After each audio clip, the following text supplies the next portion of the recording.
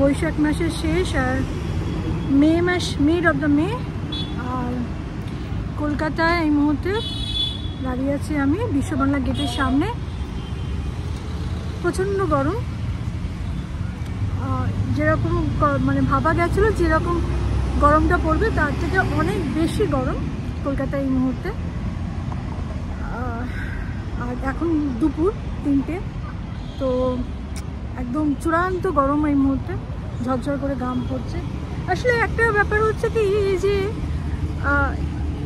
আমরা সবসময়তেই কোনো ব্যাপারে হ্যাপি থাকি না ইন দ্য সেন্স, যখন প্রচণ্ড ঠান্ডা পড়ে তখন ভাবি যে কেন সূর্যটা উঠছে না ঠিকঠাক, একটু সূর্য উঠলে একটু ভালো লাগবে। আর যখন প্রচণ্ড গরম পড়ে তখন মনে হয় যে সূর্যটা যদি একটু কম উঠতো, অর্থাৎ কিনা তাপটা যদি একটু কম দিত তাহলে ভালো হয়। মানে আমাদের মনের মতো সব কিছু হতে হবে এই পৃথিবীতে, কোনো কিছু বেশিও নয়, কোনো কিছু কমও নয়, যেমনটা চাইছে ঠিক সেরকমটাই হতে হবে, তা তো হয় না। অ্যাকচুয়ালি কি হয় না, এই সময় এই সূর্যের তাপের ফলে যে নদী নালা খাল বিল থেকে যে জলটা বাষ্প হয়ে মেঘ সৃষ্টি হচ্ছে, এরপরেই প্রচণ্ড বৃষ্টি নামবে, বর্ষাকাল আসবে, সেই সময় সেই জলটা আমাদের চাষের কাজের ক্ষেত্রে কাজে লাগবে। সেটা অনেক সময় আমরা ভুলে যাই, আমরা এই কষ্টটাই দেখি যে প্রচণ্ড কষ্ট। হ্যাঁ, তবে এটা ঠিকই যে পলিউশন আছে, পলিউশনের জন্য তো অবশ্যই কলকাতায় একটু কষ্ট বেশি, কারণ গাছপালা অনেকটাই কম, যদিও এইখানে নিউ টাউন এরিয়াতে গাছপালাটা একটু বেশি। তো এইসব জায়গায় একটু প্ল্যানিং সিটি যেহেতু, সেভাবে গাছপালাগুলো লাগানোও হয়েছে, যেগুলো আদার্স জায়গাগুলোতে কলকাতার অনেক জায়গা আছে যেখানে এই গাছপালাগুলো কিন্তু দেখা যায় না। পলিউশন তো আছেই, তার জন্য আমাদের কষ্টটাও অনেক বেশি হচ্ছে। এনিওয়েজ, আমি এই মুহূর্তে এই বিশ্ব বাংলা গেটের এখান থেকে অটো ধরবো, অটো ধরে যাব ইস্কন, নিউ টাউন ইস্কন মন্দিরে, যেটা আমি অনেকদিন ধরে ভাবছিলাম ভিজিট করব। তো আজকে ভিজিট করব, কারণ 4টের সময় মন্দির খুলবে আর এখন বাজে 3:45। তো চলুন আমার সাথে, আপনাদেরকেও আমি ইস্কন মন্দিরটা একটু ঘুরিয়ে আনি। তো পৌঁছে গেছি নিউ টাউন ইস্কন মন্দিরে, যেটি সাপুরজি পালনজি প্রজেক্ট সুখবৃষ্টির একদম অপোজিট সাইডে যে রাস্তাটি ঢুকেছে সেটা দিয়ে জাস্ট 5 মিনিট হাঁটলে পরে এই মন্দিরে আসা যায়।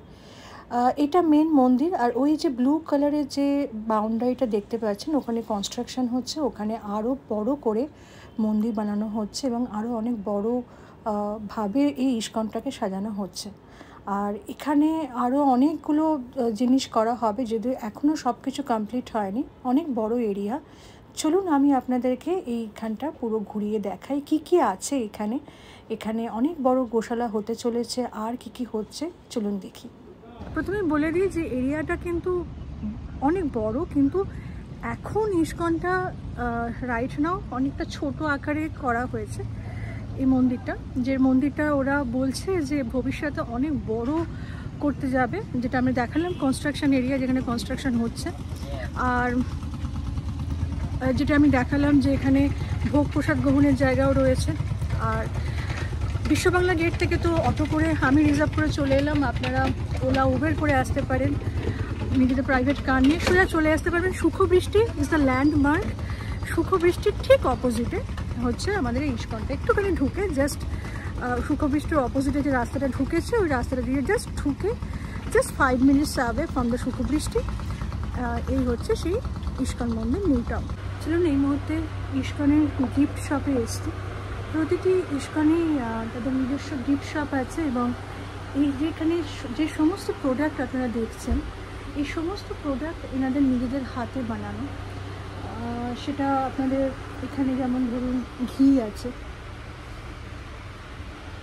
ঘি বা এই যে ধূপ, চন্দনের ধূপ, আরও অনেক কিছু পারফিউম ধূপ রয়েছে এখানে। এই সমস্ত কিছু কিন্তু এরা নিজেদের হাতে তৈরি করে। এখানে কিছু পারফিউমস রয়েছে, সেই পারফিউমসগুলো, গোপালের জামা কাপড় আছে এখানে। কি কিউট না, কিউট, কিউট দেখুন।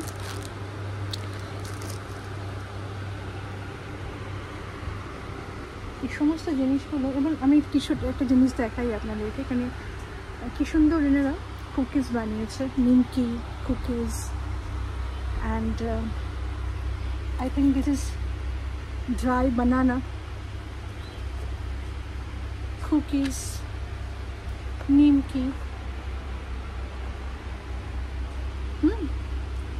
মুখরোচক যে আইটেমগুলো হয় সেগুলো এখানে রয়েছে। Herbal tea, this is herbal tea, এগুলো আপনারা এখানে পাবেন। পাইনঅ্যাপেল ফ্রুটস, আচ্ছা ওকে, ফ্রুট জুস বা স্কোয়াশ যেগুলো আমরা তো বলি আর কি, বাড়িতে যেগুলো আমরা এই গরমের সময় খাই সেই জিনিসগুলো। জ্যাম, জেলি, এই যে ফ্রুট চাটনি, মিক্সড ফ্রুট চাটনি, ম্যাঙ্গো কাসুন্দি। আর আপনারা তো খুব ভালো করে জানেন যে ইসকনের প্রোডাক্ট যেগুলো একদমই মানে বলা যেগুলো হয় না যে একদম ভেজ তো ছেড়েই দিন, ভেজের মধ্যে তো পেঁয়াজ রসুনও আসে, যেটা ইসকনের একদমই আসে না। ইভেন ইসকনের চা কফিও খাওয়া হয় না, যারা ইসকন থেকে দীক্ষা নেয় তারা চা কফি পর্যন্ত খায় না। আর বাহ, ভীষণ সুন্দর লাগে। এবং দেখুন কিছু জামা কাপড়ও এনারা হাতে তৈরি করেছে। এগুলো অবশ্যই বাচ্চাদের, নিজের যে বাচ্চাদের, গোপালকেও গোপালকে না, গোপালে পরার জন্য এখানে রয়েছে। আর এইগুলো হচ্ছে আমাদের, যারা আমরা পরতে পারি, তুলসীর মালা।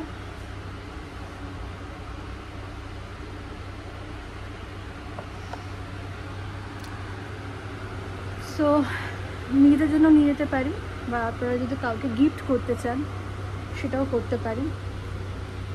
খুব সুন্দর গিফট শপটা।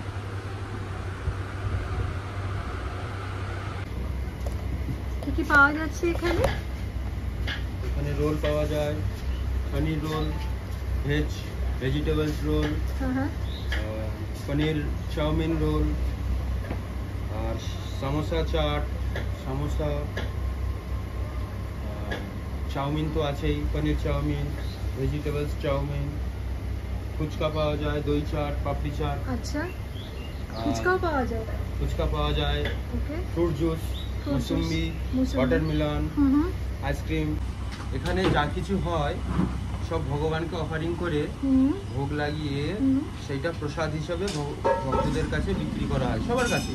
আচ্ছা, এবং চা কফি সবকিছু এটা হার্বাল, বাইরের মতো যেমন চা কফি তেমনটা নয়। ওকে, ঠিক আছে। ওকে, তো মানে আপনাদের ইসকনের নিজস্ব প্রোডাক্ট, চা কফিটাও যেটা সেটা ইসকনের, ইসকনের নিজস্ব প্রোডাক্ট। এতে ক্যাপিং থাকে না, যা খেলে এটা আসক্তি জন্মায়। আচ্ছা, শরীরে কোনো ব্যাড রিঅ্যাকশন করে না। ওকে, ঠিক আছে। হরে কৃষ্ণ। হরে কৃষ্ণ। আর এই যে এইগুলো আপনারা অফার করছেন? এখন এটাকে তৈরি হচ্ছে সিঙ্গাড়া হওয়ার পরে এটা আবার ভেজে অফারিং করা হবে ভগবানকে। আচ্ছা, চাট, ঘুগনি চাট পর্যন্ত আছে। এবং ফুচকাও? হ্যাঁ, ফুচকাও পাওয়া যায়। বাহ, ফুচকাও আপনারা ভগবানকে অফারিং সবকিছু করছেন? ভগবানকে অফারিং করে, যে এখানে যা কিছু এ টু জেড যত ফাস্ট ফুড আছে সব ভগবানকে অফারিং করে প্রসাদ বিক্রি হয় এখানে।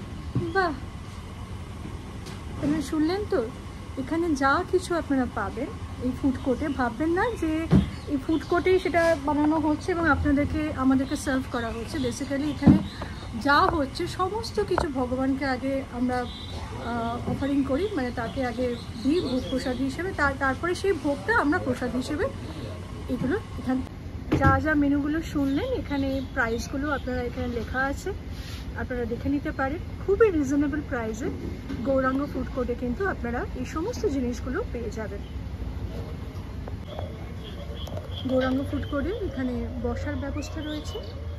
আপনারা ইসকনে ঢুকতেই প্রথমেই এই ক্যাফেটেরিয়াটা দেখতে পারবেন, ফুড কোর্টটা দেখতে পারবেন। তো ব্রেকফাস্টও এখানে হয়। অবশ্য ব্রেকফাস্টে আপনারা এখান থেকে কুপন কেটেও ব্রেকফাস্ট করতে পারেন। আর যদি মনে হয় আপনারা এখানেও এসে এই ক্যাফেটেরিয়াতে থেকেও কিন্তু আপনারা ব্রেকফাস্টও করতে পারেন। তো এটা হচ্ছে গোশালা, যেখানে গোমাতারা আছে।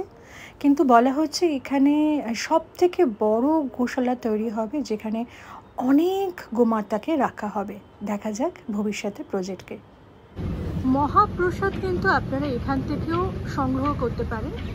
এই স্টলটা আছে মহাপ্রসাদ, এখানেও কিন্তু আপনারা যে মূল্যটা ওনারা বলবেন সেই মূল্য এখানে পে করে আপনারা এখান থেকে মহাপ্রসাদ সংগ্রহ করতে পারেন।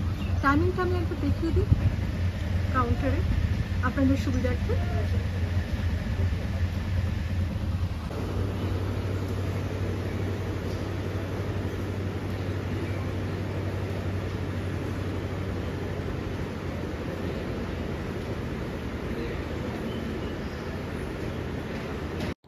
শ্রীলা প্রভুপাদর মূর্তি এখানে রয়েছে, যিনি ইস্কনের প্রতিষ্ঠাতা, সৃষ্টিকর্তা। মূর্তিটাকে দেখলেই মনে হয় যেন একদম কোনো মানুষ এখানে বসে আছে, যেন এক্ষুনি উনি আপনার সঙ্গে কথা বলবে। এতটাই জীবন্ত একটি মূর্তি, দেখে এত ভালো লাগলো আমার। আপনারাও দেখবেন, ভীষণ সুন্দর। ইস্কনের সন্ধ্যেবেলা আরতির সময় হচ্ছে 6:30, আর এইখানটাতে কিন্তু ভোগ প্রসাদ পেয়ে যাবেন আপনারা। আরতির থালাও এখানে পাওয়া যায় এই স্টলটার ওপাশটা। ওই দিকে একটা স্টল আছে, এই জায়গাতেই এখানটাতে আপনারা আরতির থালা পাবেন 51 টাকা, 71 টাকা এবং 201 টাকা। এই মূল্যে কিন্তু আপনারা আরতির থালা মানে পুষ্পাঞ্জলির থালা আপনারা দিতে পারেন।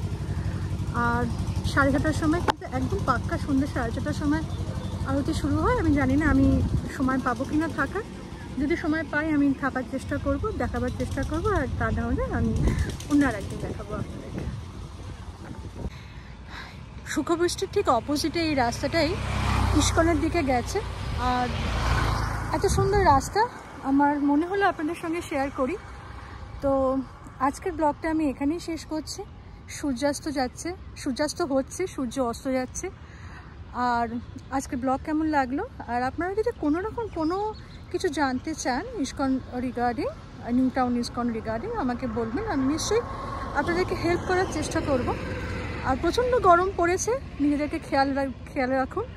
আমাদের আশেপাশে অবলা জীবদেরকে একটু খেয়াল রাখবেন, আর প্রচুর জল খাবেন, আর সাবধানে রাস্তাঘাটে বেরোবেন, আর সবাই ভালো থাকবেন। ঠিক আছে, আজকে আসি, টাটা।